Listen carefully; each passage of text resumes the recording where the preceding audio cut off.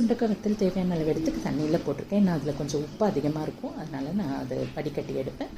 இப்போது ஒரு கடாய் அடுப்பில் வச்சு நல்லெண்ணெய் ஊற்றி எண்ணெய் சூடாக வந்தது கடுகு போட்டு, கடுகு பொரிஞ்சதும் வெந்தயமும் காஞ்ச மிளகாயும் கறிவேப்பிலையும் சேர்த்து நல்லா வதக்கிட்டு பூண்டும் சேர்த்து வதக்கிக்கோங்க.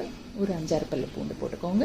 இப்போது பொடியாக நறுக்கி வச்சுருக்கிற சின்ன வெங்காயமும் பெரிய வெங்காயம் கலந்த மாதிரி சேர்த்து கூடவே மஞ்சள் தூளும் சேர்த்து நல்லா வதங்கி வரும்போது இந்த சுண்டைக்காய் அதில் சேர்த்துக்கோங்க. சுண்டைக்காயில் உப்பு இருக்கிறனால தான் நான் லாஸ்ட்டாக தான் உப்பு சேர்ப்பேன், நல்லா பார்த்து சேர்த்துக்கோங்க. இப்போ தக்காளியும் சேர்த்து நல்லா அது சுருண்டு வர அளவுக்கு மூடி போட்டு அதை வேக விடுங்க. அது நல்லா சுருண்டு எண்ணெய் தெளிஞ்சு வரும்போது மசாலா பொடிங்க எல்லாம் சேர்த்துக்கலாம். மிளகாய்த்தூள் காரத்துக்கு, கூடவே தனியாத்தூள், கலருக்காக காஷ்மீரி மிளகாய்த்தூளும் சேர்த்து நல்லா மிக்ஸ் பண்ணிவிட்டு இப்போ புளி தண்ணி கரைச்சி வச்சதையும் அதோடு ஊற்றிடுங்க. அந்த புளி தண்ணி ஊற்றுனது உங்கள் தேவைக்கேற்ப புளிப்புக்கு ஏற்ற மாதிரி சேர்த்துக்கோங்க.